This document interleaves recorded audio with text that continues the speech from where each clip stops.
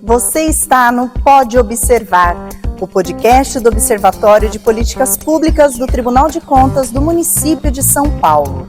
Por aqui, você fica conhecendo melhor a nossa cidade e sabendo dos assuntos que mexem com o seu dia a dia.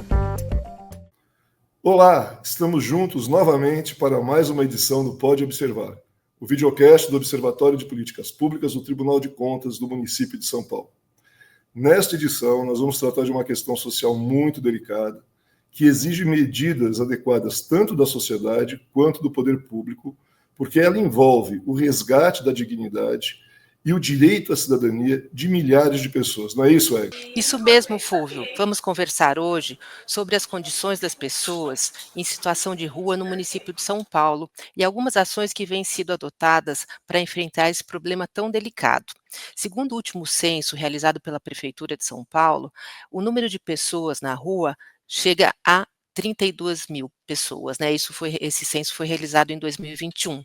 No entanto, outros levantamentos apontam que esse número pode chegar a 80 mil pessoas. Então, mesmo que esses dados eles não sejam muito precisos, é certo e é visível que o número de desabrigados, de pessoas que vivem sem residência formal, tanto no Brasil quanto na cidade de São Paulo, vem crescendo nos últimos anos.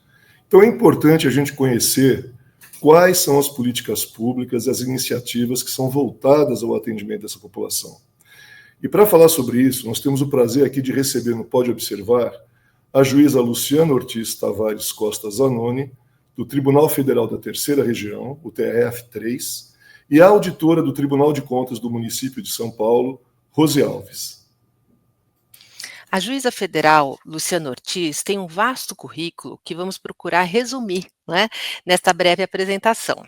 Ela é mestre em Direito das Relações Sociais pela PUC de São Paulo, também mestre em Políticas Públicas pela FGV e doutoranda em Direito Constitucional também pela PUC de São Paulo. Ela foi co-criadora do Programa de Gestão e Inovação e do primeiro Laboratório de Inovação do Poder Judiciário da Justiça Federal de São Paulo. Participou também da criação do POP Rua Jude, ação voltada ao atendimento das pessoas em situação de rua, das quais iremos conversar logo mais. E é coordenadora executiva do Comitê Nacional POP Rua Jude do Conselho Nacional de Justiça. Ela compôs ainda o grupo de trabalho de atenção a pessoas em situação de extrema vulnerabilidade dos juizados especiais federais do TRF3. A juíza Luciana Ortiz também recebeu em dezembro menção honrosa na 40ª edição do Prêmio Franz de Castro de Direitos Humanos por seu trabalho em favor da inclusão social e do acesso à justiça das pessoas vulneráveis, né? Bem-vinda ao Pode Observar, doutora Luciana. Muito obrigada por estar aqui conosco e colaborar com este nosso episódio num tema tão importante e tão relevante como este. É um prazer tê-la aqui.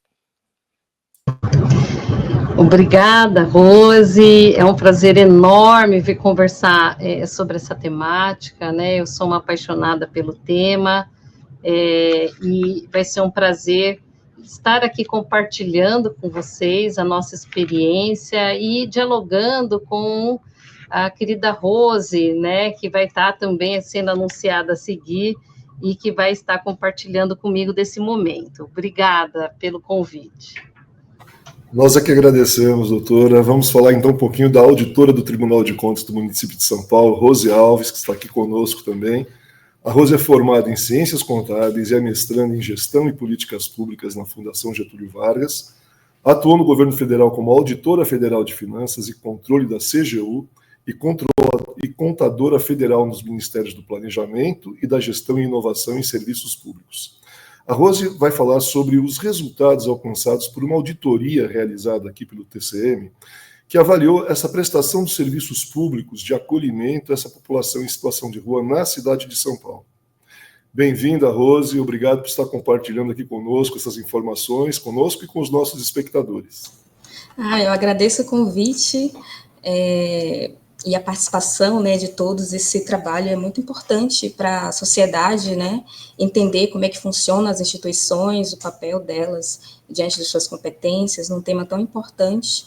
E a Secretaria de Controle Externo, né, do Tribunal de Contas do município de São Paulo fica muito feliz em participar, através, né, do secretário, o Rafael Arantes, e o coordenador da Coordenadoria 4, que é responsável pela área de assistência social, saúde e trabalho, o Luiz Gustavo Vieira, que a Secretaria de Controle Externo do Tribunal ela é dividida em temáticas, né, em áreas temáticas de 1 a 8, né, cada uma com seus temas, suas atribuições, e a 9 com as representações. E essa coordenadoria responsável por esse trabalho é a Coordenadoria 4.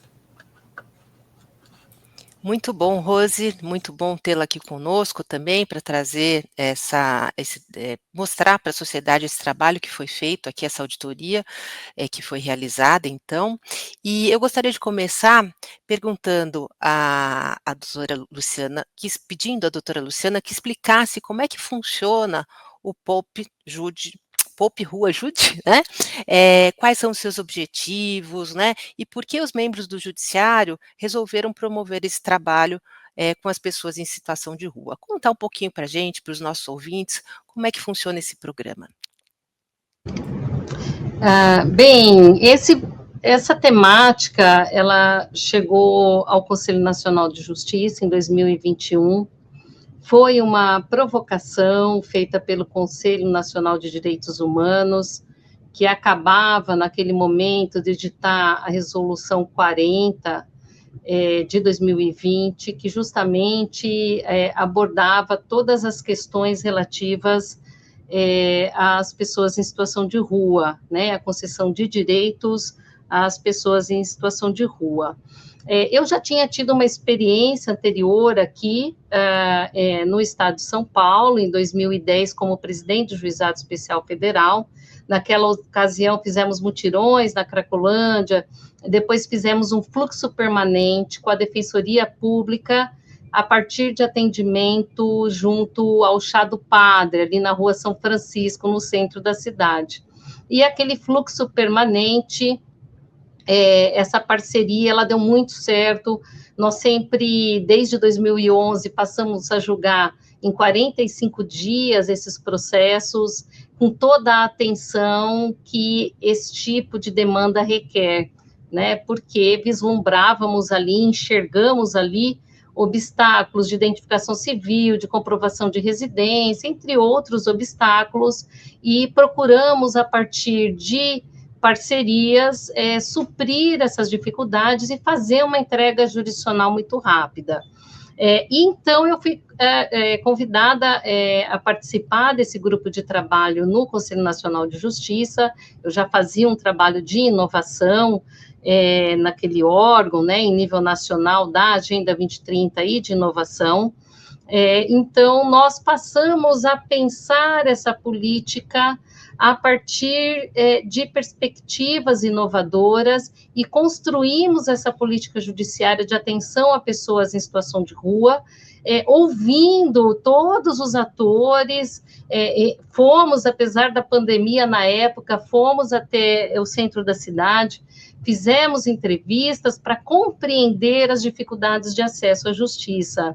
E então, foi aprovada a Resolução 425 de 2021 do Conselho Nacional de Justiça, que instituiu essa política com uma abordagem bastante abrangente, primeiro, de medidas administrativas em relação aos nossos prédios, os prédios da Justiça Federal, né, no sentido de que nós temos que não podemos obstacularizar a entrada de pessoas por conta de questões de higiene, de vestimenta, de identificação civil. Então, nós temos que ter os nossos prédios, toda uma adaptação e um grupo de atendimento humanizado para acolher essas pessoas, né? Então, esse é um foco nosso, é um trabalho que nós fazemos junto aos tribunais para que isso seja feito.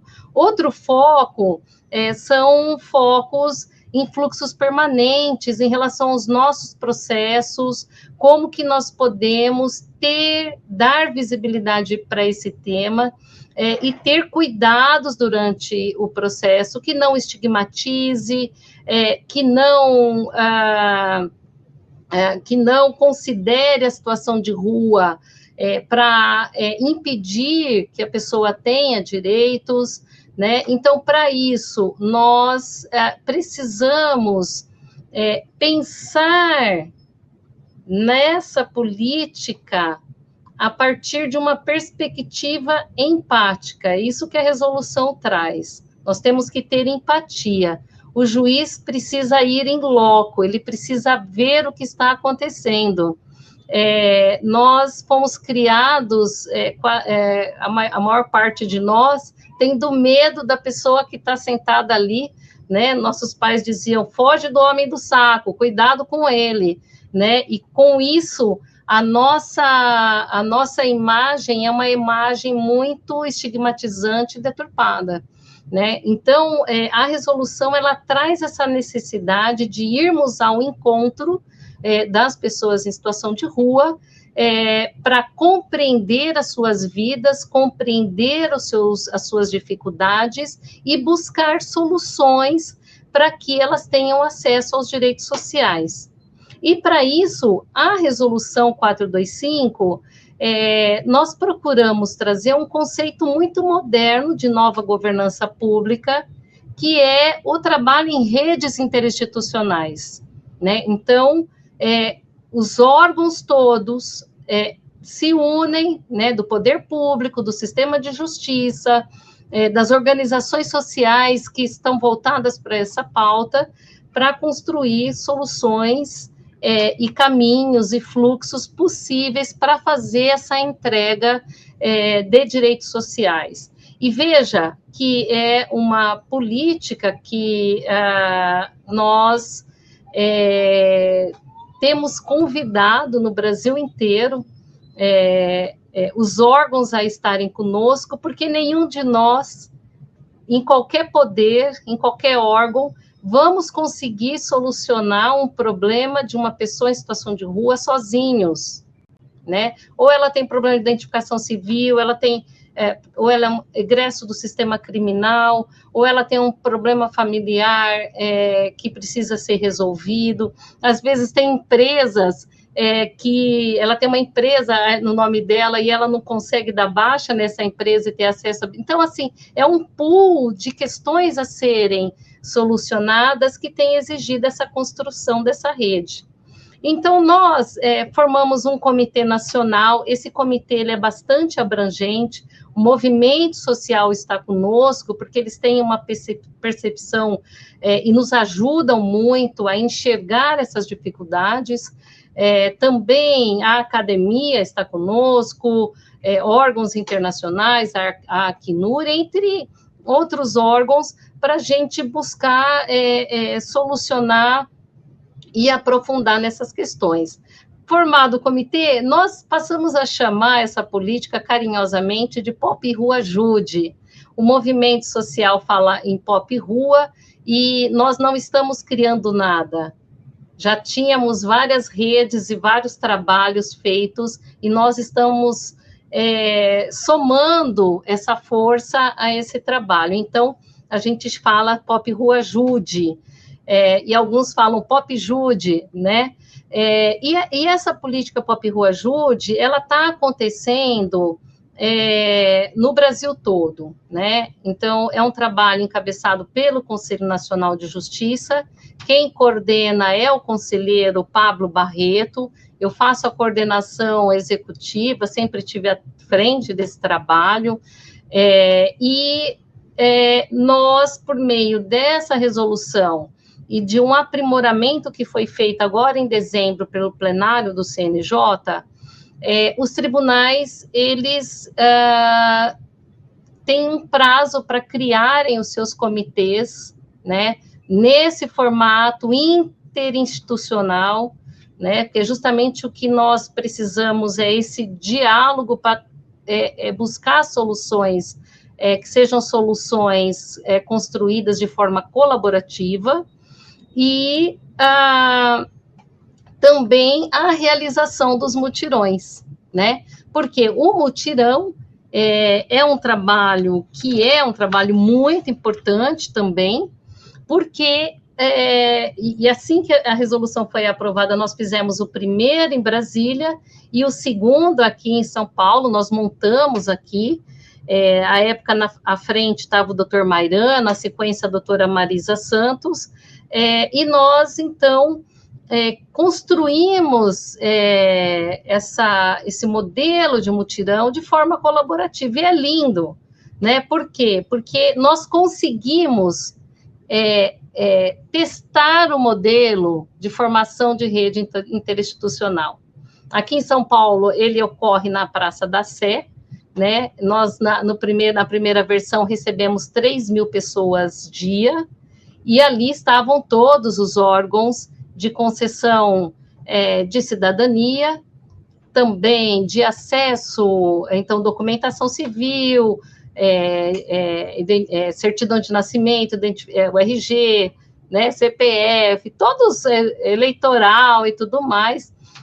Para nossa surpresa, um serviço demandado é a reservista, né? Então, ali todo mundo resolvendo os seus problemas, mas ali na praça a gente mostrou que se nós juntos, órgãos, ultrapassarmos algumas burocracias que nós criamos para a segurança de um sistema, mas que ali presencialmente a gente consegue resolver entre órgãos, e essa é a proposta e a riqueza dessa resolução, dessa política judiciária, é que nós possamos, entre órgãos, resolver, porque essa pessoa existe, ela existe e ela tem que ter acesso a direitos sociais.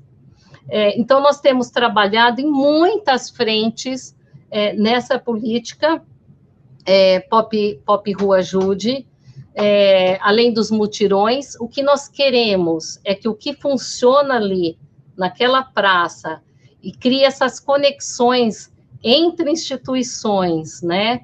E nós conseguimos efetivamente entregar serviços, que isso aconteça permanentemente, em todos os dias, na nossa burocracia, né? Nós temos um projeto em Alagoas para criar uma plataforma digital interinstitucional para atendimento das pessoas em situação de rua, né? Então, isso tem que acontecer, tem que ter fluxos permanentes para esse atendimento. Eu estou prosseguindo aqui, mas se eu estiver avançando, é uma política bastante avançada lá do Conselho Nacional de Justiça. Nós temos trabalhado em diversos protocolos, nos aprofundando em cada um dos problemas. Por quê? Porque essa política Pop Rua Ajude, ela tem interseccionalidades com todas as outras. Imigrantes, indígenas, LGBTQIA+, questão das mulheres e maternidade, questões criminais, né? Questão das pessoas com deficiência na rua, e temos muitas. Idosos, quantos idosos na rua? E nossas crianças e adolescentes, né? Então, é uma pauta que dialoga com todas as demais, e nós temos feito um trabalho, já temos 3 grandes protocolos para enfrentar as questões criminais, que são enormes. Também as questões de criança e adolescente, temos um protocolo especializado. Fizemos uma parceria com a Acnur e temos um protocolo para imigrantes. Esses protocolos, eles são direcionados para todos os juízes, como um farol, uma luz, para poder fazer um atendimento humanizado, desburocratizado, né, em relação à questão das pessoas em situação de rua. Temos muitas vertentes, né, temos um trabalho muito forte que tem sido feito também para que os tribunais possam dar visibilidade, promovendo cursos de capacitação. É uma política que não se equipara com qualquer outra, né? A gente diz que toda a estrutura do Poder Judiciário e de muitos serviços públicos, ele é construído a partir do comprovante de residência. Quando você não tem o comprovante de residência, você não existe, né? E aí os obstáculos são enormes. Por exemplo, a pessoa não consegue entrar com a ação. Se ela supera essa parte, nós temos, por exemplo, se for alguém que cometeu um pequeno furto, por exemplo, de menor potencial ofensivo, sem agressão, o que acontece? Essa pessoa não consegue um regime aberto, né? Então, mas isso é possível? Claro que é possível, em rede, né? Você faz um diálogo justamente com a rede de assistência social, com ONGs, faz essas parcerias e você consegue suprir essa ausência de comprovante de residência com esse comparecimento numa organização social, por exemplo, né? Outras questões a gente chama atenção, então, colocar a tornozeleira eletrônica numa pessoa em situação de rua, de uma impossibilidade absoluta de recarregar a bateria, né? Nós tínhamos relatos por eles de que as rodoviárias estavam fechando os acessos para carregar, né, as tomadas, para que não tivesse, então, ali a presença das pessoas em situação de rua. E fora que são pessoas, né, uma tornozeleira, ela tem todo um raio que você não pode ultrapassar, de espaço, e essas pessoas, elas precisam sobreviver no seu dia a dia. Mas você tem possibilidades de evitar a prisão. A questão da maternidade, tirar os bebês das mães porque elas estão em situação de rua, né? Quando o caminho tem que ser demonstrar alternativas sociais de acolhimento para garantia dessa maternidade, para garantia de que essa criança continue junto com o seu núcleo familiar. Então, vejam que nós temos um recorte bastante grande, desafios muito grandes, e para isso que a rede Pop Rua Ajude, ela vai além dos mutirões, né? A rede Pop Rua Ajude, ela funciona com toda essa complexidade de demandas, às vezes até com propositura de projetos junto ao Congresso Nacional. A gente tem uma dificuldade enorme, por exemplo, com a identificação civil. Uma pessoa em situação de rua, mesmo quando nós estamos oferecendo um serviço, elas não conseguem ter acessos, por exemplo, à certidão de nascimento, né? Pessoas que vêm de outros estados, e aí nós imprimimos aquela certidão, entregamos para uma pessoa que não tem local de guarda, né? Então, ela está sujeita à chuva, ela não são raras as vezes que recolhem os pertences e a documentação vai junto, né? Então, a questão, por exemplo, então, dessa identificação civil, nós fizemos um projeto de lei, o Comitê Pop Rua Ajude, para que houvesse uma priorização e na concessão dessa documentação para as pessoas em situação de rua, a gratuidade, e nós entendemos que os órgãos que concedem direitos, eles que precisam identificar essas pessoas, né, por meio de biometria, por meio de acesso digital à documentação dela, a fim de que ela seja socorrida. Afinal de contas, ela está vivendo sem o mínimo existencial, né? Ela está sobrevivendo em busca de comida, em busca de acolhimento, de abrigo, né? Então, efetivamente uma política apaixonante, né? Porque a gente se envolve e a gente sempre acha que está fazendo pouco e realmente a gente precisa fazer mais, né? O número de pessoas em situação de rua só aumenta, né? Então, nós já estamos aí, segundo dados do Observatório Polo de Cidadania, a 310 mil pessoas em situação de rua no país, né? Em 2014, salvo engano, a gente tinha entre 12 mil e 14 mil, né? Então, realmente é algo que vem exigir de nós, de todos os membros do Poder Judiciário, mas, como eu disse, não só nós, de todos nós, todos os órgãos públicos, todas as organizações e cada um dos cidadãos, né? Eu acho que é uma questão da sociedade brasileira, o tamanho da desigualdade do Brasil é responsabilidade de cada um de nós enquanto cidadão.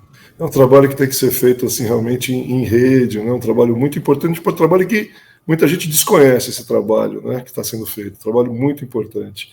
Eu queria aproveitar então falar com a Rose aqui, Rose, em relação ao acolhimento da população em situação de rua, né? Nessa auditoria feita por vocês, foi possível traçar um perfil dessas pessoas, o que leva elas para a rua, qual é o perfil delas, os motivos pelos quais elas tiveram que ir para a rua, né, abandonar suas casas. Eu também quero perguntar para você que tipo de serviços que a auditoria verificou, serviços que são oferecidos, né, pela Prefeitura de São Paulo, né, e quais foram os aspectos que vocês avaliaram desses serviços, se você pudesse falar para a gente. Certo. O trabalho realizado pela auditoria foi realizado em 2022, com a visão do censo 2021, né, com base nos dados que foram produzidos e divulgados pela Prefeitura. Nesse levantamento feito em 2021, eles conseguiram mapear o perfil das pessoas que estão nessa situação, em que, com base nesse perfil, no censo, os dados divulgados, foi elaborada uma auditoria operacional, que é uma auditoria para verificar a eficiência dos serviços, avaliação da prestação dos serviços, em relação aos centros de acolhimento, né? Então, a auditoria ela faz uma amostragem dos tipos de serviços para realizar as inspeções físicas, análise documental, que são procedimentos para entender o funcionamento desses serviços.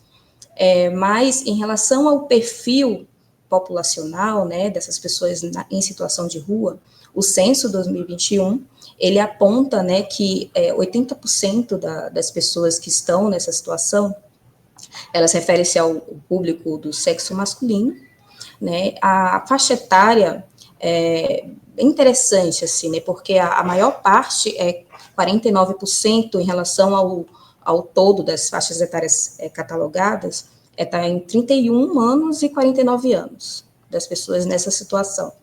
Em relação à raça, cor, etnia, 70% pessoas negras, né, entre pretos e pardos. Os motivos que levaram as pessoas para a situação de rua, apontados pelo censo, a maior parte refere-se a conflitos familiares, né, e seguidos de problemas de renda, perdendo o trabalho, sua autonomia financeira. E em relação ao trabalho, né, as expectativas da auditoria em relação à avaliação dos serviços, foi levado em consideração 10 centros de acolhimento, pegando essa amostra, né, em relação ao todo, e foram centros de acolhimento para mulheres, famílias, pessoas que acabaram de sair dos hospitais e que precisavam se restabelecer, então tem um centro de acolhimento específico para essa população.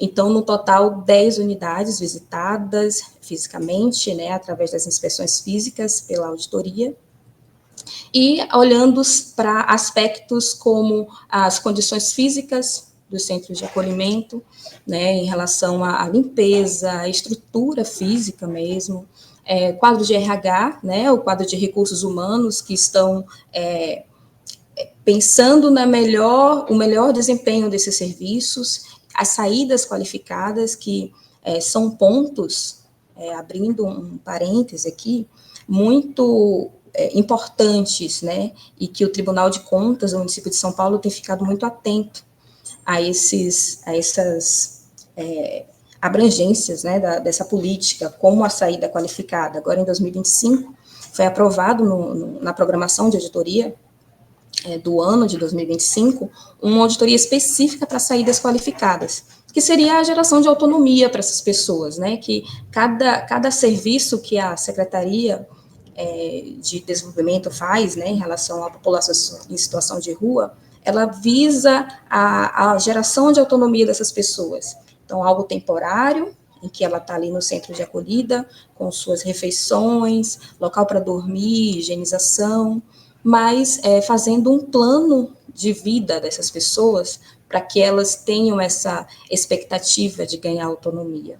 Então, é um papel muito importante mesmo, assim, e o Tribunal de Contas está bastante atento quanto a isso. Além disso, nesse trabalho da auditoria operacional realizada em 2022, levou em consideração a articulação com a Secretaria Municipal de Saúde, né, em relação às integrações, como são feitas, inclusive de materiais de saúde enviados, os usuários, como é que são encaminhados para os centros de acolhida.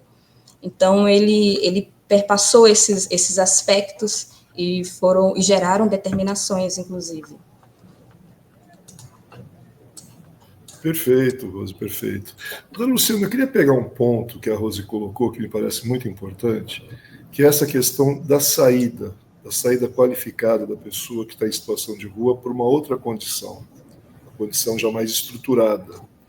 A senhora já falou que o trabalho do POP Rua Ajude não se limita à questão dos mutirões. Há outras, a senhora já explicou bem quais são essas outras atividades que o POP Rua Ajude congrega.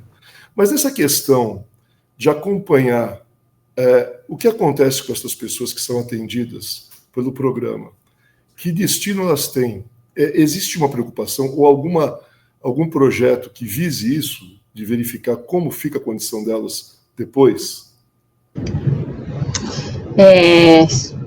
Excelente pergunta, né? Porque, na verdade, todo o nosso objetivo, e eu coloco muito isso, a gente tem trabalhado desde o início essa visão, o nosso impacto ele tem que ser emancipatório, né?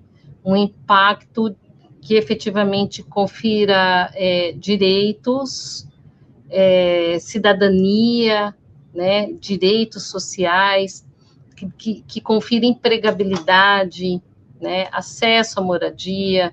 Então, essa é a nossa, esse tem que ser o nosso impacto. Então, desde o início, é claro que quando a gente faz qualquer ação nossa, não só mutirão, mas nossas capacitações, a gente recebe pessoas em situação de rua para estarem ali conosco, inclusive trazendo seus relatos, né? Nós sempre acolhemos com um olhar humanizado, né? De assistência social, com alimentação, com material de higiene, muitas vezes banhos, né? Por quê? Porque são pessoas que efetivamente precisam ser acolhidas para terem ali um atendimento com dignidade, mas não pode ser o nosso impacto. O trabalho do Poder Judiciário não pode ser arrecadar roupas internamente para doação, alimentação e se preocupar fundamentalmente com a questão da assistência social. Ela faz parte do nosso trabalho, que ele tem que fazer parte, mas o nosso objetivo tem sido conferir direitos. E, a partir daí, nós temos, sim, dados que eles estão sendo sistematizados, porque não é só São Paulo. São Paulo hoje virou efetivamente uma referência por ter feito já mais de 12, né? Aqui o TRF3 foi premiado com Inovare, mais de 12 mutirões, aqui não só São Paulo, mas no interior de São Paulo também, mas o Brasil todo, São Luís faz muitos mutirões, Recife, Rio de Janeiro fez um centro integrado, coordenado pelo Judiciário, com todos os órgãos, com atendimento permanente. Então, a gente vê o trabalho sendo realizado no Brasil todo, cada um desses tribunais, eles fazem um acompanhamento não apenas numérico de atendimento, mas do tipo de impacto que o trabalho propiciou.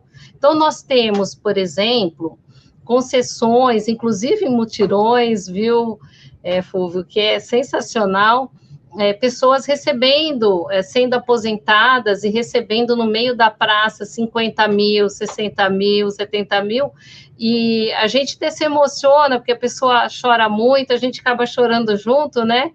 E essa experiência eu tive a primeira vez em 2011, um senhor que tinha sido garçom nos melhores restaurantes da cidade, e estava ali num canto de uma garagem, já depois de uns 3, 4 anos, já uns 4 anos, quando ele teve um desentendimento familiar e foi para as ruas e não conseguiu sair mais, né, porque por conta da vestimenta, sem documentação, e na hora eu já dei a tutela para ele receber o benefício, sempre com esse olhar da celeridade. Não adianta a gente querer colocar na nossa fila normal, né? É a prioridade da prioridade. Então, você vê um impacto, né? Olha, só de falar eu fiquei arrepiada aqui, porque você chora junto, porque você fala, poxa vida, né? A pessoa tem dinheiro de fundo de garantia depositado e a gente libera na hora. Então, essa pessoa, ela consegue ter ali um pequeno valor para ela poder se reorganizar, né? Agora, a gente tem... então, você tem impactos, assim, imediatos. Nós temos e descobrimos, sabe? A gente já, desde que fizemos a resolução, apareceu a questão dos egressos do sistema criminal, mas nós não imaginávamos o tamanho que era esse ponto. Nós temos um percentual elevadíssimo de pessoas em situação de rua egressas do sistema criminal. Nós estamos falhando, né? Então, o CNJ, além da gente já colocar na nossa resolução, né, que o juiz precisa avaliar a questão da pendência da pena de multa, como que uma pessoa que cumpriu a sua pena privativa vai para as ruas e ela tem uma pena de multa de 30, 40, 50, como é que ela vai pagar? Ela não vai pagar, né? Então, o direito penal não serve para isso. Nós estamos fazendo com que essas pessoas elas sigam um caminho de marginalidade, né? Na medida em que, se você não cumpriu uma pena criminal, que é o pagamento da pena de multa, você cumpriu já a privativa, mas você não cumpriu a pena de multa, isso pode se reverter numa nova prisão, né? E aí, então, a pessoa, ela acha melhor, olha, eu perdi minha documentação, mas eu não vou tirar meu documento. Então, a gente tem nas praças, e foi até depois da resolução 425, o Superior Tribunal de Justiça consolidou o entendimento de que é possível extinguir a punibilidade desses casos. Então, nas praças, nós estamos extinguindo a punibilidade, né, dos egressos do sistema criminal, que tem só pena de multa pendente, né, e, na sequência, ela tira toda a documentação dela, né, e muitas vezes, se tiver direito, ela vai ter acesso a benefícios sociais. O que nós estamos cada vez mais trazendo para o nosso trabalho, né? A porta de saída. Então, qual que é essa porta de saída? Né? A porta de saída, ela tem que ser moradia, a porta de saída precisa ser empregabilidade, e muitas vezes isso tem que ter uma capacitação que precede, né, um grande número, né, um percentual bastante grande que o Observatório traz aqui da cidade de São Paulo, por exemplo, de um grau de instrução, acho que só por volta de 15 mil eles apontam com fundamental completo, mas 42 mil fundamental incompleto, né? Então, a gente precisa, quase 9 mil sem instrução, então, muitas vezes, precisa de haver essa capacitação. Então, a gente tem procurado fazer essas conexões, Fúvia, justamente esse trabalho em rede, né? Porque, senão, você não consegue efetivamente enfrentar a questão. Então, a gente tem um acompanhamento desses casos, desses processos, até que a pessoa consiga efetivamente receber essa renda, né, para ela reorganizar a vida dela, né? Para reorganizar a vida dela. Só que nós temos outros pontos importantes para a gente conseguir efetivamente causar esse impacto, né? E então por isso que a gente tem, sobretudo nessa questão criminal agora, investido fortemente. O Conselho Nacional Penitenciário também está trabalhando nesse ponto, junto com o Conselho Nacional de Justiça, para que a gente possa fazer um trabalho que seja um trabalho adequado de reintegração social, né? A partir do momento que se vislumbra a possibilidade dessa pessoa ser uma pessoa em situação de rua, né? A gente antever esse cenário e propiciar, por exemplo, uma moradia temporária para essa pessoa ter uma chance, né, dela se colocar, dela se reintegrar no mercado de trabalho. Se a gente não tiver esse olhar que não seja estigmatizante, que seja um olhar de conferência, de cidadania, a gente não vai conseguir o impacto que nós queremos. Né? Então, a gente tem que se desvencilhar dos nossos preconceitos e olhar as pessoas como cidadãos que nós precisamos, a sociedade como um todo, propiciar condições, por exemplo, de você receber uma pessoa egressa do sistema criminal na tua empresa, trabalhando na tua empresa.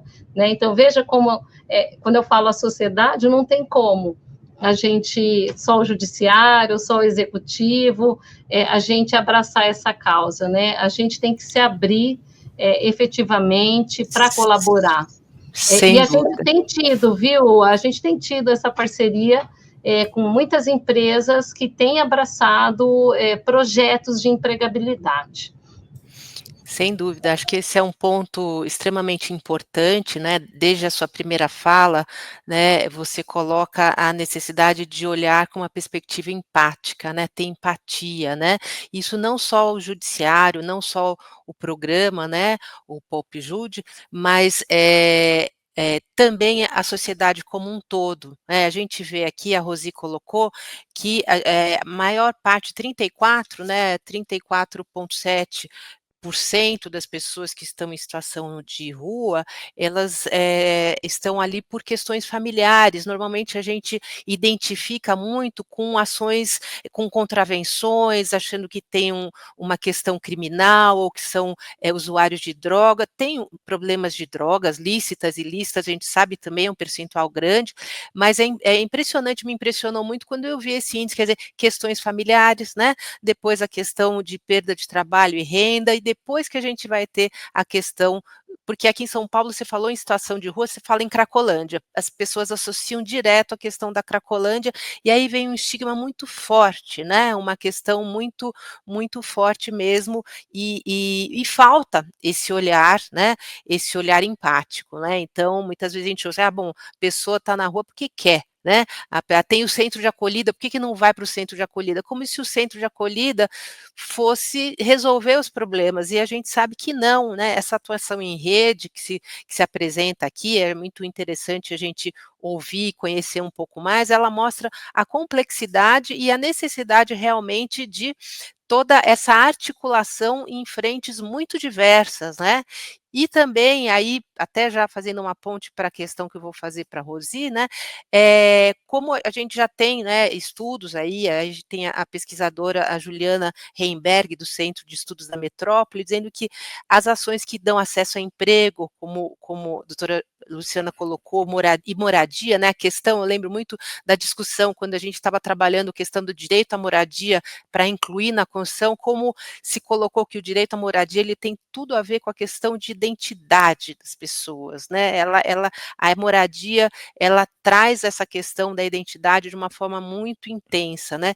Então, a moradia, acesso a emprego, qualificação profissional são políticas muito mais relevantes para uma saída permanente e duradoura que um simples, claro que a acolhida ela é importante, mas não basta, né, os centros de acolhida não se bastam, né, a gente tem que ter políticas mais ousadas, mais relevantes aí, que propiciem realmente essa saída, né. E aí a minha pergunta à Rosi. Rosi, em termos quantitativos e qualitativos, como é que estão esses serviços de acolhimento, né, voltados à população em situação de rua aqui na cidade de São Paulo, né, que conclusão vocês chegaram, através dessa auditoria, né? Eles atendem ao perfil dessas pessoas, né, toda essa complexidade, essa delicadeza, né, que envolve, né, essas pessoas, né, o quadro de pessoal é um quadro qualificado para isso, preparado para isso, para esse atendimento? O que vocês, a que conclusão vocês chegaram nessa avaliação? Diante dos procedimentos, né, aplicados, fazendo até um link, o que a doutora Luciana falou, em relação a conversas, né, com as pessoas em situação de rua, e realmente é muito emocionante, né, todos os relatos que ela fez. A auditoria, ela aplica questionários, entrevista com gestores também dos serviços prestados. Não só nessa especificamente que a gente está conversando, mas outros trabalhos que foram realizados pelo Tribunal de Contas, também conversas, né, com as pessoas que estão acolhidas ali naquele lugar, o que gera para a gente, né, como auditor, assim, uma aproximação por uma escutativa, né, das pessoas que estão utilizando os serviços, daqueles funcionários que estão ali para prestar esse serviço, tudo com muito respeito, né.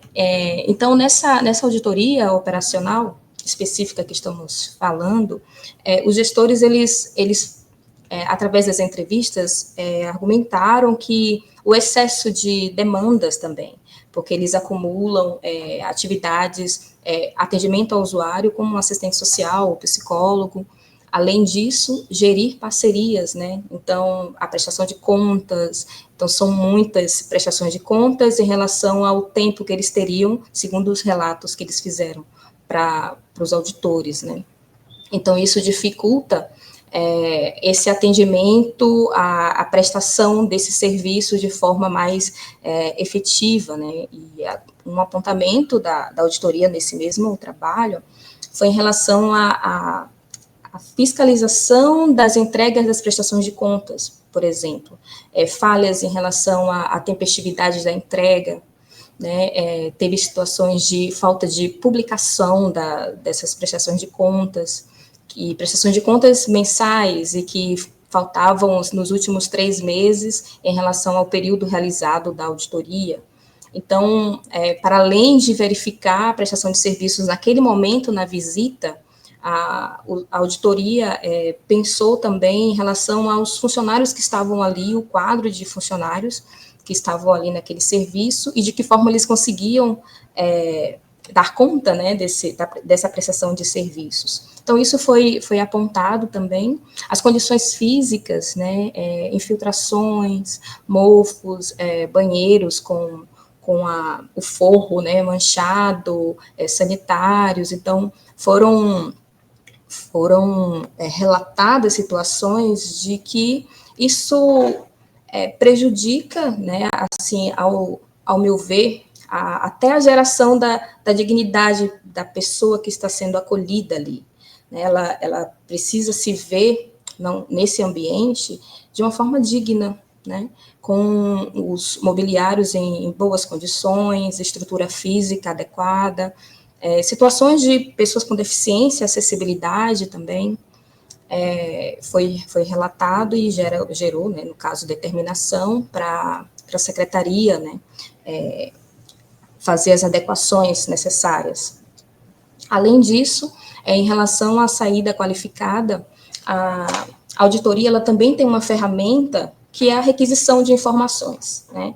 Então, ela faz as requisições, pedidos de informações para a unidade em que ela está auditando, solicitando dados para que possa entender como é o funcionamento daquele serviço. E nesse caso específico da saída qualificada, foi para pensar como essas pessoas estão saindo dos centros de acolhida. Então, foi um recorte, né, entre o período de abril de 2022 a outubro de 2022, uma solicitação de informações para a Secretaria de Assistência Social, e foi representado que 80% das saídas das pessoas é em relação a excesso de faltas, né, excesso de faltas, infração de regulamento interno, né, abandono, desistência, e que muitas vezes isso está relacionado, né, a relação à saúde mental, né, o uso de drogas, bebidas, e isso gerando essa saída, se você pensar, né,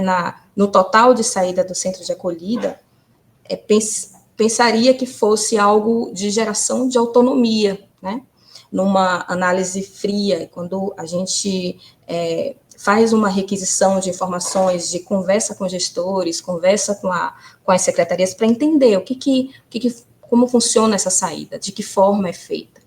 E apenas 11% é de geração de conquista de autonomia.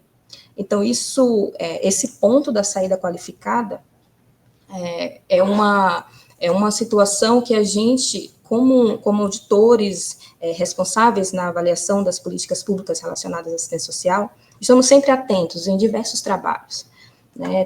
Teve inspeção também em relação ao programa Reencontro, eu acredito que vocês já conheçam, de como funciona, né, como é que estavam as estruturas, a estrutura física, teve em relação aos hotéis em que são pessoas acolhidas naqueles estabelecimentos, mas de que forma esses hotéis estavam, né, estrutura física também.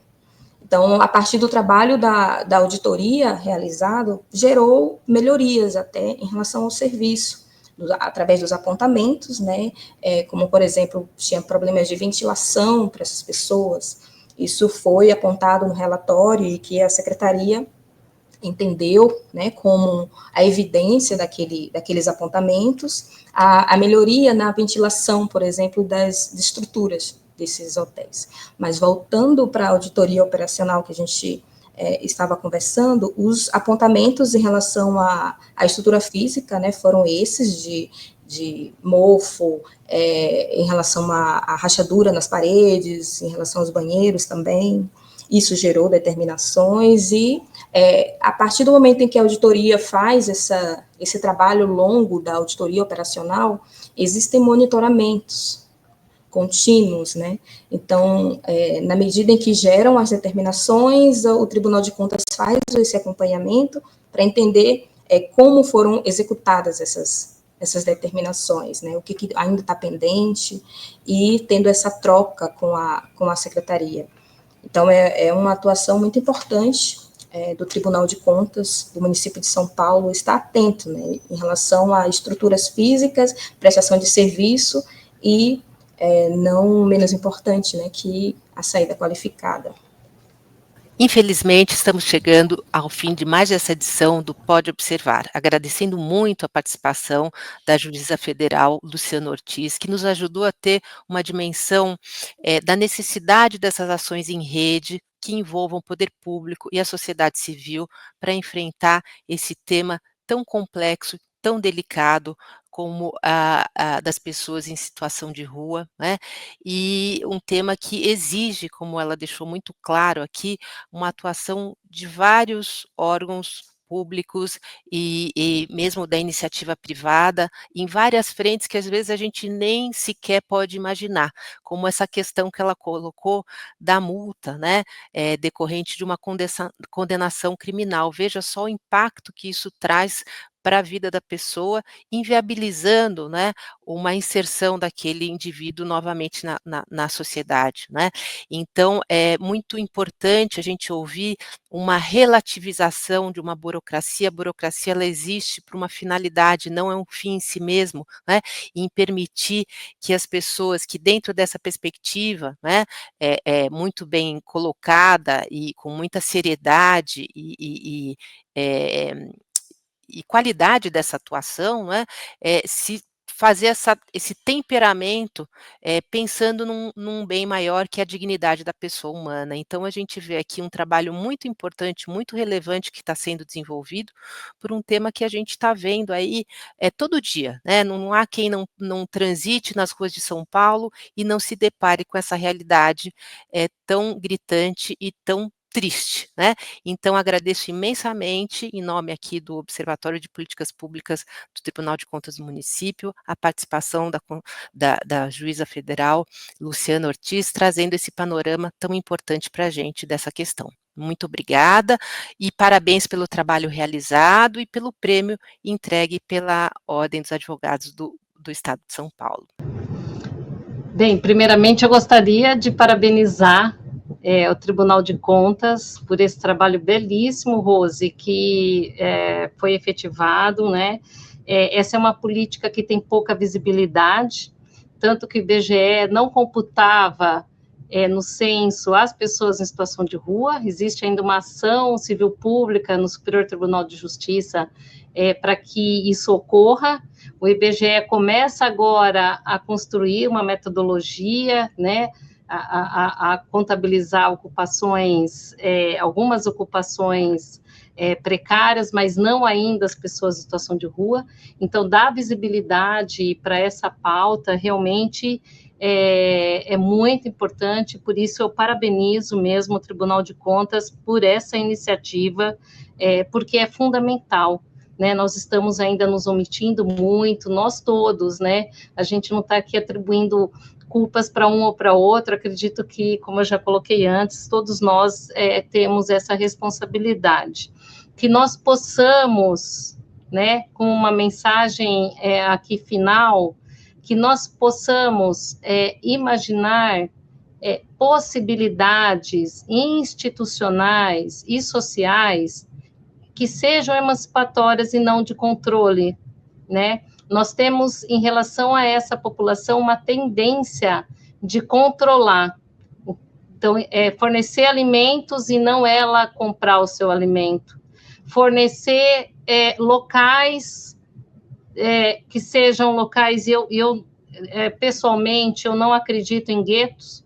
Eu acredito que a gente tem que pensar em soluções de moradia primeiro, mas que elas não concentrem num determinado local para ter controle de horário de acordar, de dormir, de televisão, né? Então, que a gente consiga efetivamente ter esse olhar que seja um olhar emancipatório das pessoas tomarem as suas decisões em suas vidas, retomarem o que a Amartya Sen, né, aquele economista Nobel de Economia, fala, que é essa capacidade de gerir as suas próprias vidas. Esse tem que ser a nossa visão. Eu gostaria de agradecer imensamente, é uma pauta complexa, se deixar eu ficaria aqui horas falando, né, mas cansaria aí o nosso querido ouvinte, mas é uma pauta complexa, tem que ser estudada, a gente tem que identificar, e nós estamos fazendo isso agora, quais são as causas que levam para a rua, né? Então, teríamos aqui um debate para vários outros podcasts, viu? Mas eu agradeço imensamente a EGLE, ao Observatório, por estar conduzindo de uma forma tão tranquila e propiciando esse espaço para essa pauta tão relevante, ao Fúvio, que teve uma paciência enorme comigo, né, eu com toda a minha agenda conduzindo essa pauta nacional, e eu sobrevivo ao WhatsApp, né, às vezes passam mensagens e tudo mais, mas agradecer imensamente, desde o início, todos os contatos, e parabenizar a Rose, dizer que foi um prazer enorme compartilhar desse podcast com você. Muito obrigada a todos pela oportunidade. Muito obrigado, doutora Luciana. Trabalho nenhum. Foi super importante ter a sua presença aqui e parabéns pelo trabalho e, sobretudo, pela sua sensibilidade, porque nem sempre é fácil de te encontrar servidores públicos com essa sensibilidade social que a senhora tem. Parabéns. Eu queria também agradecer muito a Rose Alves, que compartilhou aqui conosco um pouquinho desse trabalho realizado pelo Tribunal de Fiscalização, né? e que ilustrou aqui para a gente, né, como um órgão de controle externo, que é o caso do tribunal, pode contribuir com essas auditorias para detectar problemas e aperfeiçoar políticas públicas. Então, Rose, muito obrigado pela sua participação e parabéns pelo trabalho da auditoria e pelo seu trabalho. Obrigada. Eu quero agradecer esse espaço também, por ter conhecido a doutora Luciana. Eu já conhecia o Pop Jude Rua através das redes sociais, inclusive eu divulgo bastante pessoalmente, né? Parabenizar a iniciativa, e eu ficaríamos horas aqui te escutando, né? São relatos muito importantes e a sensibilidade em lidar com esse público é essencial. Né? São pessoas que se veem invisibilizadas, né, nas ruas, e quando eles encontram um lugar que eles podem pedir, conversar, desabafar. Quantos desabafos você já não escutou, né? Nas auditorias, quando a gente conversa com eles também. Então, aquela escutativa é muito importante, entender a percepção deles, e não tem como a gente sair do mesmo jeito após um trabalho desse, né? Em nome dos auditores, né, a área técnica, a Secretaria de Controle Externo, agradeço a oportunidade de falar sobre esse trabalho. É muito importante para a sociedade, né, como um todo, entender como é que isso está sendo visto, qual é o trabalho feito pelo Tribunal de Contas também, inclusive para trazer servidores vocacionados, né, de entender como é que funciona, o que é que o auditor faz, trazer de forma tão leve e simples como vocês, Fulvio e Egli, conduziram esse bate-papo. Eu confesso que eu fiquei um pouco nervosa para fazer, eu fico tímida para fazer, assim, mas eu estou muito feliz de poder participar, e agradeço muito, né, a Coordenadoria 4 por ter aberto essa oportunidade para falarmos de um trabalho tão importante, e dizer que o Tribunal de Contas, né, continua bastante atento a essa política pública, pensando nas situações atuais, inclusive, como eu tinha apontado, né, foi programada a auditoria para 2025, relacionada exclusivamente à saída qualificada das pessoas em situação de rua. Então, vai ser um trabalho muito, muito interessante. E além de outros trabalhos andando, né, inspeções feitas, né, em casas de acolhimento, em serviços nos centros de referência também, através do CREAS, né, do CRAS, levantamentos feitos pelo tribunal. Então, eu sou muito feliz como auditora, né, estar no Tribunal de Contas e ver como o nosso trabalho pode ajudar a sociedade, melhorando, né, através das nossas competências, sugerindo melhorias para que o serviço seja efetivamente, que alcance as pessoas que mais precisam. Então, muito obrigada. Rosi, muito obrigada. Somos nós que agradecemos a sua participação, de trazer, de contar, como o Fulvio falou, né, quais são as atuações do Tribunal de Contas nesse tema tão importante, né, e também da sua atuação aqui de uma maneira a mobilizar os colegas, né. Ontem a gente estava fazendo uma apresentação do observatório para a nova turma que está ingressando aqui, nova turma de auditores, aí eu já fiz a divulgação, falei: olha, a colega de vocês, Rosi, vai participar de um podcast com a gente para falar dessa auditoria, como isso é importante, né, o que você falou, né, sensibilizar as pessoas que são vocacionadas, né, e o que o Fulvio falou também aqui em relação a doutora Luciana, desculpa, como é importante, né, e nem sempre é fácil a gente encontrar servidores públicos vocacionados, né, então isso é muito importante, a gente vê que você tem as duas aqui são exemplos muito importantes e muito felizes para a gente ter aqui conosco, nessa perspectiva, né, de desenvolver bem esse munus público, né, que é o serviço público, o servidor público serve à sociedade, então a gente tem um papel aqui muito importante, e eu fico muito feliz, né, e honrada em tê-las aqui nesse episódio conosco, podendo divulgar tudo isso para a sociedade. Foi muito, muito positivo tê-las aqui hoje, e agradeço imensamente, e vou fazer um agradecimento também ao Raul Segundo, que está aqui conduzindo a parte técnica para a gente, que também é muito importante, e evidentemente agradecer aos nossos ouvintes, né, aqueles que nos escutam hoje aqui, e já dizer, né, se eles quiserem ouvir novamente esse episódio, ou ouvir outros episódios daqui do nosso Pode Observar, que eles podem acessar o nosso canal pelo Spotify, né, ou pelo portal do Observatório de Políticas Públicas em observatório, sem acento, .tcm.sp.gov.br. Gente, foi um prazer tê-los aqui, um bate-papo, como a Rosi falou, a gente podia ficar aqui horas, porque o tema comporta, né? E quem sabe a gente faça outras edições aqui para saber como é que foram as outras auditorias, para atualizar aqui o Pop Ju de Rua, com a doutora Luciana, enfim, a gente tem muito tema aqui, não é, Fúvio, para avançar aqui nessa discussão.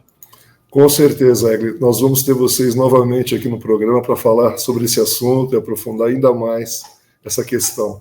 Então a gente fica por aqui, convidando vocês a estarem novamente conosco no próximo programa. Até lá. Até, gente.